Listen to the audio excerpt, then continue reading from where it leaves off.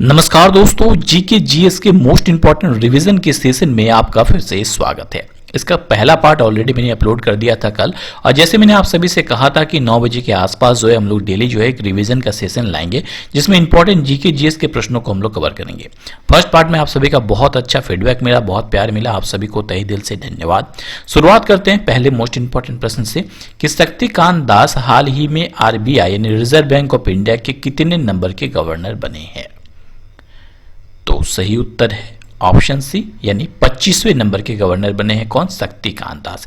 यानी वर्तमान में रिजर्व बैंक ऑफ इंडिया के गवर्नर है शक्तिकांत दास, और वो आरबीआई के 25वें नंबर के गवर्नर है। अब यहाँ पे आरबीआई के बारे में बात आई है, तो क्या क्या प्रश्न बन सकते हैं, चलिए देखते हैं। तो आपको बता दूं कि आरबीआई का फुल फॉर्म होता है रिजर्व बैंक ऑफ इंडिया। ये केंद्रीय बैंक यानी सेंट्रल बैंक होता है, और इसका कार्य होता है कि भारत में जितने भी बैंक हैं सभी बैंकों का संचालन करने का काम करती है ये। साथ में भारतीय अर्थव्यवस्था को नियंत्रित करती है।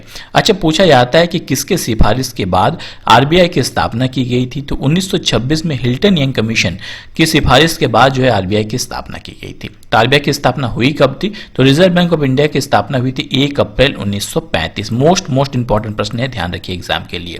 इसके अलावा वर्तमान में आरबीआई के गवर्नर कौन है? शक्तिकांत दास। ये 25वें नंबर के गवर्नर है। आरबीआई के हेडक्वार्टर की बात करते हैं तो शुरुआत में आरबीआई के हेडक्वार्टर कहां पे था? कोलकाता में था। बाद में 1937 में इसे स्थानांतरित करके मुंबई कर दिया गया, यानी वर्तमान में आरबीआई के हेडक्वार्टर है मुंबई में। इसके अलावा पूछा जाता है कि आरबीआई के पहले गवर्नर कौन थे? तो सर ऑसबोर्न स्मिथ भारतीय रिजर्व बैंक के पहले गवर्नर थे।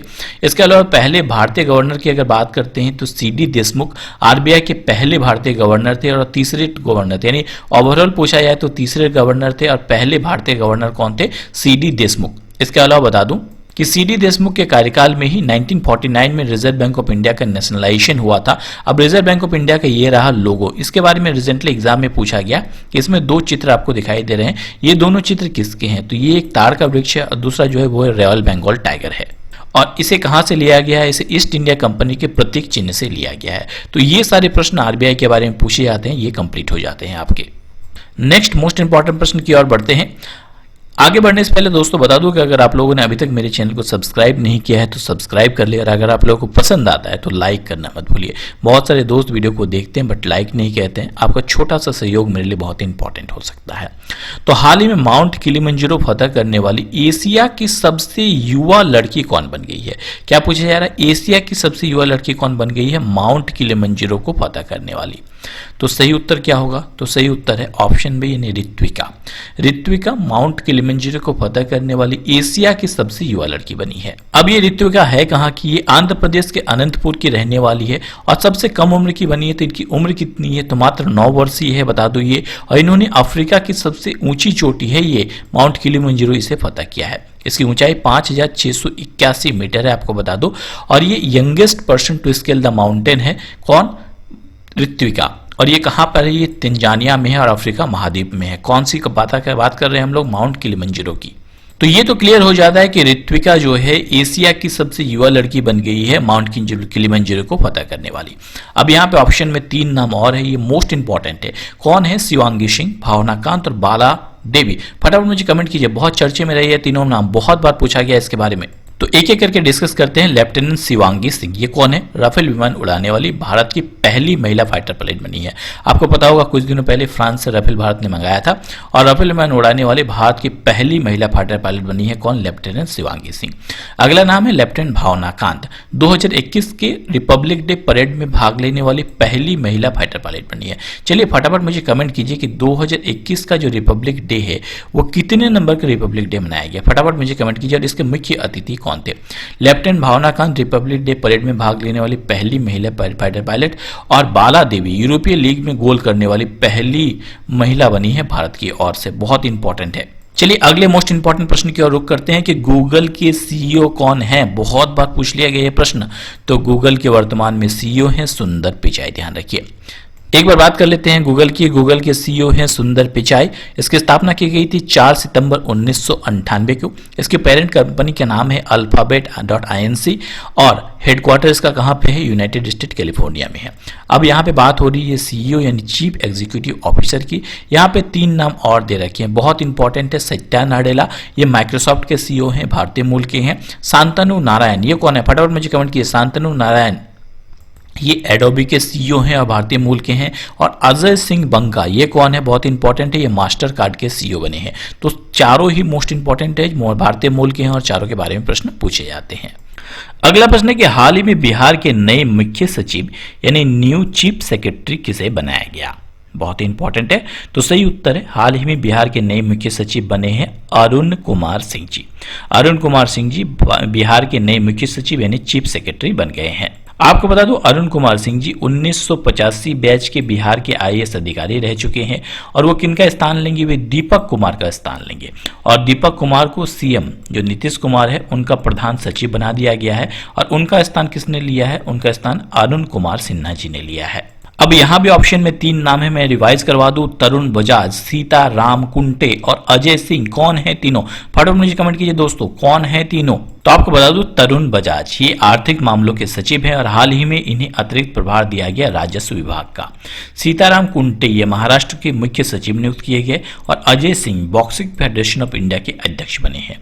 तो चारों ही नाम रट लीजिए, बहुत ही इंपॉर्टेंट है। अगला प्रश्न बहुत ही इंपॉर्टेंट है वर्ष 2021 के लिए कि वर्ष 2021 में कितने पद्म पुरस्कार दिए जाने की घोषणा की गई।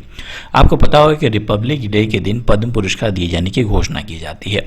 तो इस वर्ष 2021 में कितने व्यक्तियों को पद्म पुरस्कार दिए जाने की घोषणा की गई, तो कुल 119 व्यक्तियों को वर्ष 2021 में पद्म पुरस्कार दिए जाने की घोषणा की गई।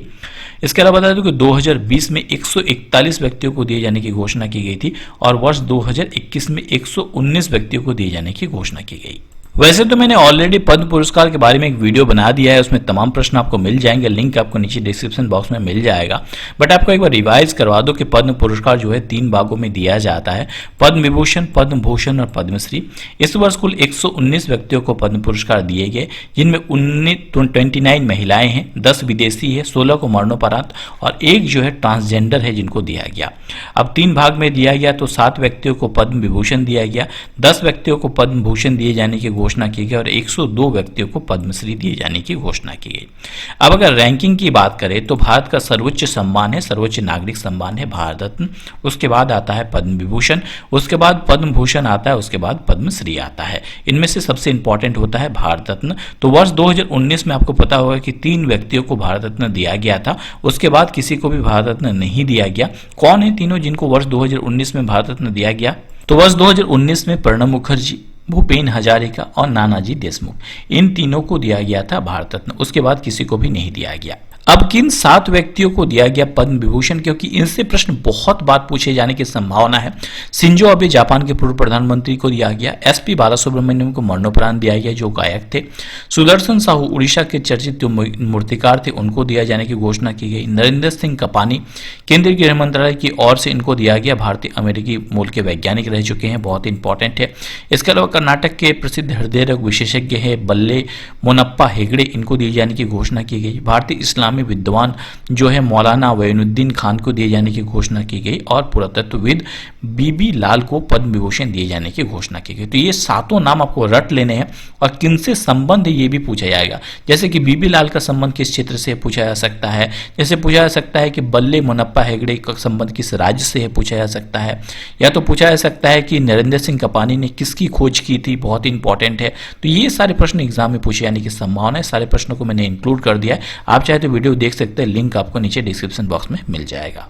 वर्ष 2021 का अगला जो मोस्ट इंपॉर्टेंट प्रश्न है वो है हाल ही में 2021 का ऑस्ट्रेलियन ओपन में महिला एकल का खिताब किसने जीत लिया है। बहुत इंपॉर्टेंट प्रश्न है, ध्यान रखिए।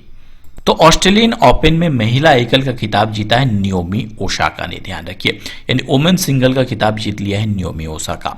आपको बता दूं कि ग्रैंड स्लैम जो होते हैं टोटल 4 प्रकार के होते हैं, उनमें से सबसे पहला ग्रैंड स्लैम जो होता है किसी भी वर्ष में वो होता है ऑस्ट्रेलियन ओपन, और उसमें भी सिंगल का खिताब जीता है नियोमी ओसाका ने। अब थोड़ी सी डिटेल में जानते हैं नियोमी ओसाका है कहाँ की। तो नियोमी ओसाका जापान की खिलाड़ी है, ध्यान रखिए, बहुत ही इंपॉर्टेंट है। इसने किसको हराया?